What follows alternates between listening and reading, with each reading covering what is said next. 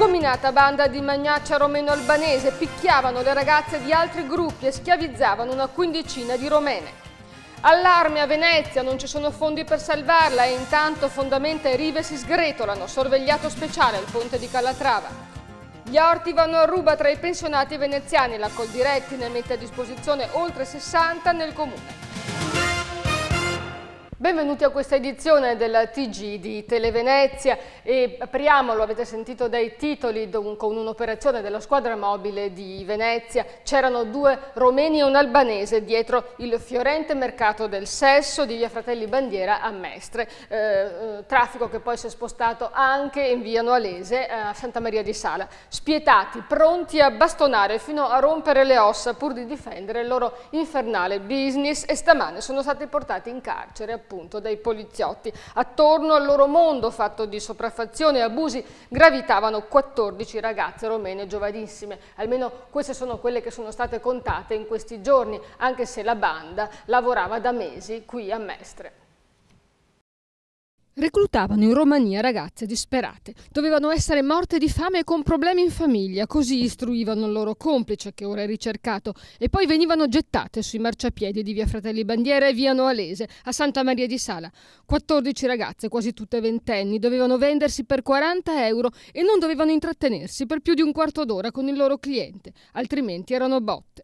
I 2 aguzzini, spietati 24enni, sono stati arrestati stamane all'alba a San Bruson. Gli uomini della squadra mobile di Venezia, diretti da Marco Dorisio, li hanno trovati in 2 appartamenti diversi, in via Marzabotto e in via Marco Polo, entrambi con 2 ragazze. L'accusa è di istigazione, favoreggiamento, sfruttamento della prostituzione, lesioni personali aggravate. La spietatezza del gruppo criminale non esitava a prendere a bastonate ragazze di altre nazionalità per dissuaderle da non andare a prostituirsi nella zona da loro controllata, e anche la mancanza di scrupoli. Il reclutamento in Romania avveniva tra ragazze che venivano indicate appunto testualmente come quelle morte di fame, cioè più bisognose, perché in quanto più povere erano, più erano disposte a tutto, e qui in Italia una volta giunte sul mercato della prostituzione.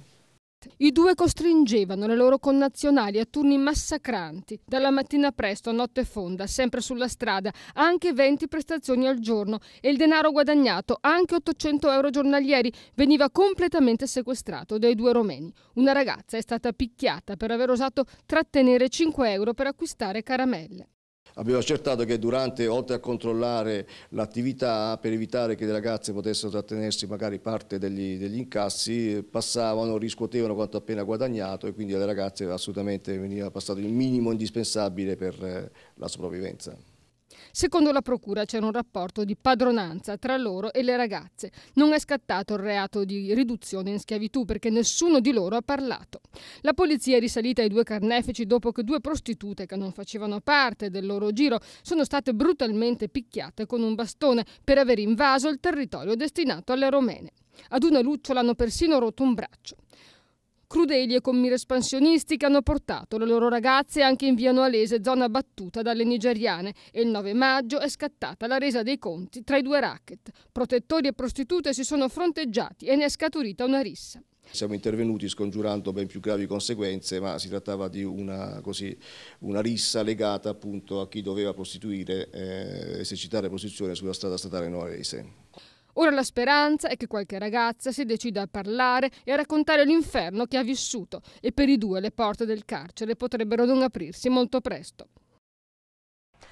E ancora la cronaca nera: i carabinieri hanno arrestato 3 spacciatori in 3 luoghi diversi del veneziano. Il primo arresto è avvenuto a Favaro Veneto, è un 57enne pregiudicato, quello che è finito in carcere, è stato affidato ai servizi sociali ma ha violato la misura alternativa e il soggetto ha riagganciato il giro di spaccio della zona. Il secondo arresto è avvenuto a Spinea, dove un cittadino del Bangladesh di 22 anni da giorni si aggirava per il centro scambiando involucri con denaro e ha finito con insospettire i militari. È stato trovato in possesso di 6 grammi di marijuana e di altri 85 nella sua abitazione.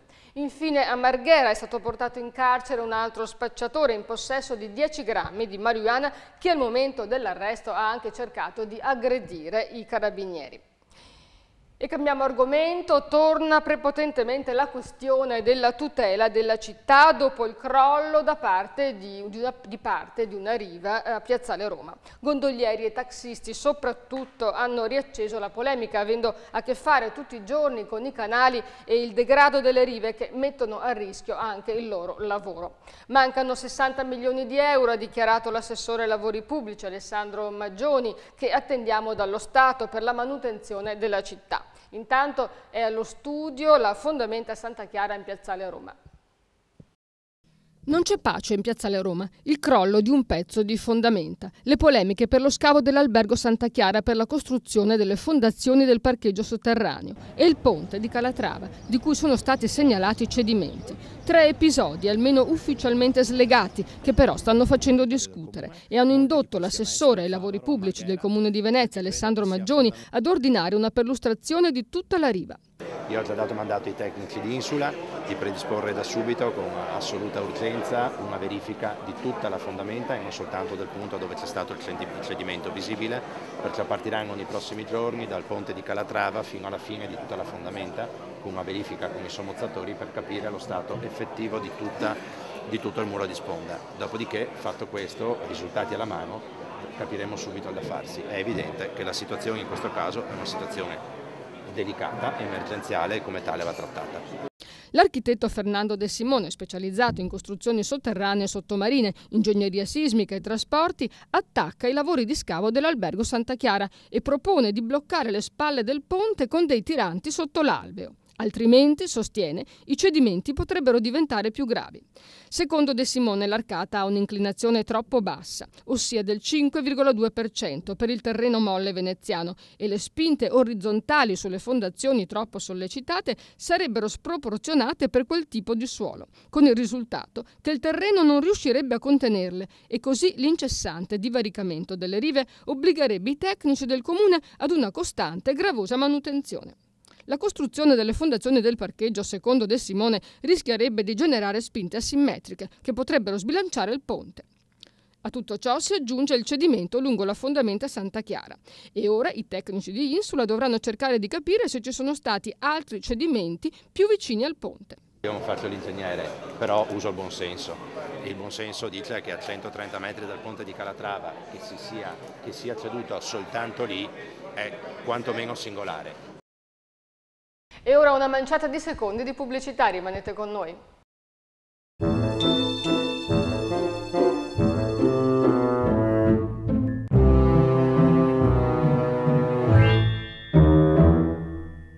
Sabato 13 e domenica 14, Linea 80 Camper e Caravan ti aspetta per un'incredibile porte aperte.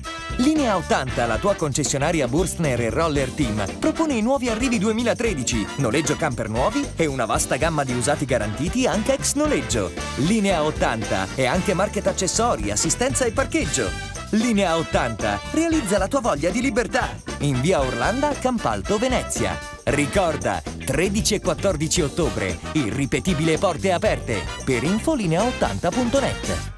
Il 42% degli adulti tra i 18 e i 69 anni nel Veneto è troppo grasso, il 32% è sovrappeso e il 10% è obeso. Sono i dati resi noti oggi dall'assessore regionale alla sanità Luca Coletto per sensibilizzare i cittadini in occasione della giornata mondiale contro l'obesità, che scadeva appunto oggi. Non ne sono immuni nemmeno i bambini, almeno il 7% è colpito da questo problema e il 21% è sovrappeso. Da una simile condizione di salute, ha detto Coletto, derivano importanti patologie come l'ipertensione, l'infarto, l'ictus e il diabete e un regime di vita pieno di difficoltà e ostacoli. È importante diffondere questo genere di messaggio perché il 25% delle donne e il 50% degli uomini in sovrappeso non si percepiscono come tali e quindi non prendono provvedimenti nemmeno per l'alimentazione dei loro figli. Infatti, quando uno dei due genitori è sovrappeso, il 24% dei bambini lo è a sua volta e il 7% è obeso. E ora andiamo nell'area metropolitana, diamo uno sguardo alle notizie che sono accadute nel Padovano, nel Trevigiano e nel Veneziano. Iniziamo dalla provincia di Venezia che si candida ad ospitare i prossimi campionati paraolimpici. Vediamo. Jesolo si candida ad ospitare le prossime Paralimpiadi. L'idea di organizzare i campionati italiani per atleti disabili è degli albergatori jesolani che si sono subito rivolti al comune. Quale migliore occasione, infatti, per dimostrare che Jesolo è una città accogliente e a misura davvero di tutti.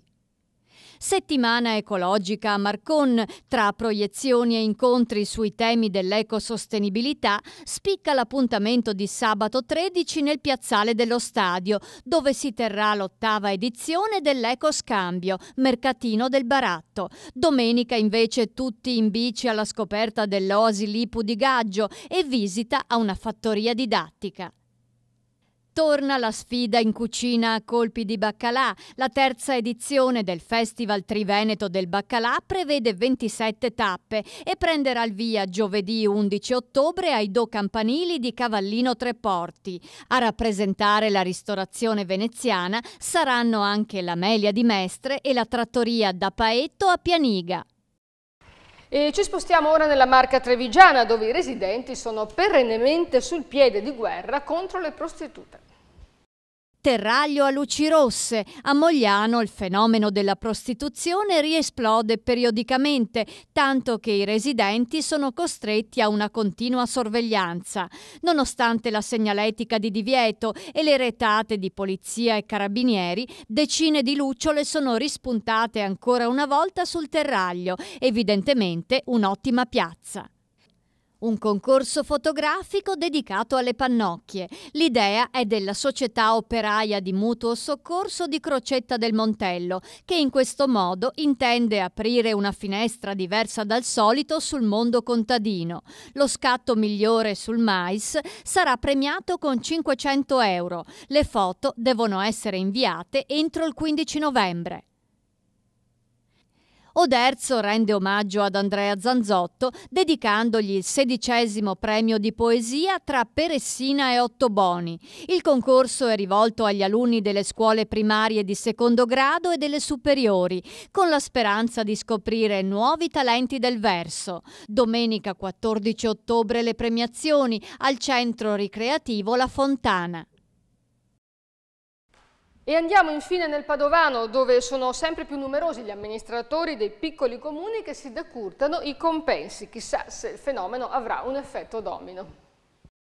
Il gettone di presenza dei consiglieri di Saletto è di un solo euro. A deciderlo è stato lo stesso Consiglio Comunale, che prosegue così un'iniziativa avviata nel 2011. Fino a 2 anni fa ogni consigliere aveva infatti diritto ad un gettone di 16 euro per ogni seduta consigliare. Si auspica l'emulazione. I lavori slittano di un anno, ma si faranno. Il cosiddetto dosso fra Este e Ospedaletto Euganeo sarà uno dei più estesi campi di pannelli fotovoltaici a terra dell'intera provincia. Il cantiere della megastruttura, potenza 4,99 megawatt, occuperà ben 32 ettari e dovrà essere allestito entro il 25 luglio 2013. Un censimento delle abitazioni sfitte e dei capannoni vuoti e un elenco pubblico delle disponibilità immobiliari. È quanto chiede l'Italia dei Valori a Maserà per mettere un freno all'espansione edilizia incontrollata. Il riferimento è soprattutto al progetto di costruzione di nuovi alloggi popolari. Forse non ce n'è veramente bisogno. E ora l'altro servizio di cui vi abbiamo anticipato nei titoli: orti sociali a ruba tra i pensionati. La Coldiretti veneziana ne mette a disposizione oltre 60 da coltivare a piacere, a patto che si siano compiuti i 55 anni di età e che non si possiedano terreni. Il servizio. La terra non perde il suo fascino neppure nell'epoca tutta virtuale di Farmville. Orti e giardini vengono oggi coltivati con dedizione soprattutto da chi ad un certo punto della vita scopre quanto sia bello veder crescere una pianta e gustarne i frutti. Si spiega così l'enorme successo degli orti sociali. Nel comune di Venezia il progetto è nato nel 2009 su iniziativa della Coldiretti e si è subito rivelata un'esperienza positiva, tant'è che sta per partire una nuova assegnazione dei 63 orti disponibili nella zona di Cannoghera. L'idea era quella di avvicinare le persone del territorio mestrino, quindi persone che fino all'altro giorno non avevano né terreni né niente, ad avvicinarle a quello che sono al nostro territorio, quindi al nostro terreno. Questo tipo di iniziativa permette di portare queste persone che hanno del tempo libero, quindi dei pensionati, a coltivare un orto che è un orto di 50 metri quadrati che è stato assegnato con dei criteri molto precisi e permette praticamente a tutti di produrre un prodotto sano e di occupare del tempo che attualmente non avrebbero da occupare. È stato talmente interessante che l'assegnazione al primo colpo ha portato a delle adesioni molto alte. Adesso si procede per una nuova assegnazione con un diritto di prelazione di chi è già presente però l'interesse è diventato talmente importante che anche altri comuni ci stanno avvicinando a questo progetto e ci stanno chiedendo la possibilità di intervenire in questa attività. Per coltivare uno di questi appezzamenti bisogna essere in pensione e non possedere terreni. Naturalmente c'è il diritto di prelazione per chi da tempo sta già zappando e annaffiando le gombine. Di certo quasi nessuno vorrà abbandonare il suo orticello. Una signora che si trova anche qui stamattina ha detto: lascio i mestieri da fare a casa per andare a coltivare il mio orto, e mi sento una coltivatrice diretta con 50 metri di orto. Questo ha fatto anche piacere, perché sentendo che sono appassionati di questo lavoro, piuttosto dice di fare l'uncinetto, preferisco prendere la vanga e coltivare l'orto.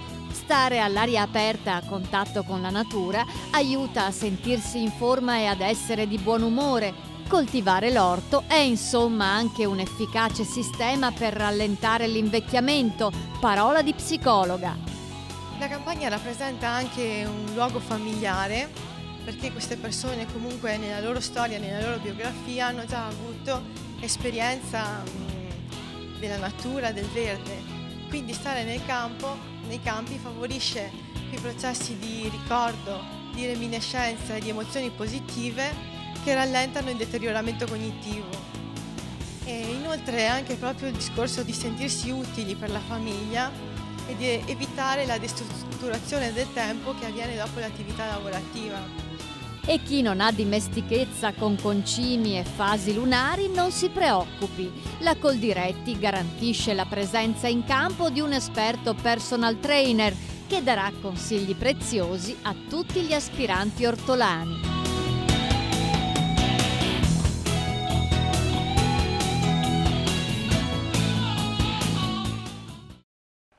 Dopo una lunghissima estate, l'autunno sta per manifestarsi con nubi e piogge. Prepariamoci a impermeabile e ombrello nel prossimo fine settimana, mentre da lunedì le temperature caleranno anche di 5-7 gradi. Le previsioni del meteo per i prossimi 3 giorni.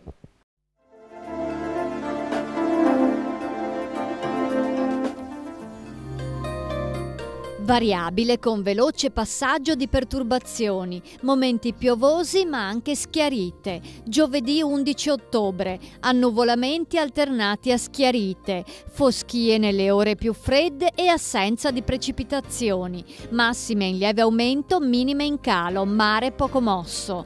Venerdì 12 ottobre, cielo coperto con possibili piogge di debole intensità, minime in risalita, massime in diminuzione, mare poco mosso. Sabato 13 ottobre, nuvoloso o molto nuvoloso con qualche goccia di pioggia, fenomeno in attenuazione, minime in calo, massime in rialzo, comprese fra i 14 e i 22 gradi.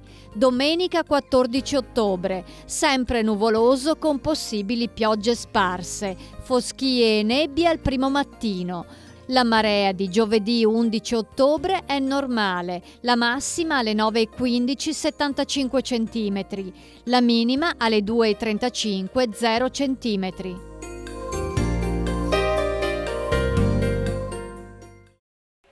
Bene, con questo era tutto, grazie per averci seguito, grazie soprattutto per averci scelti, buon proseguimento, buona serata.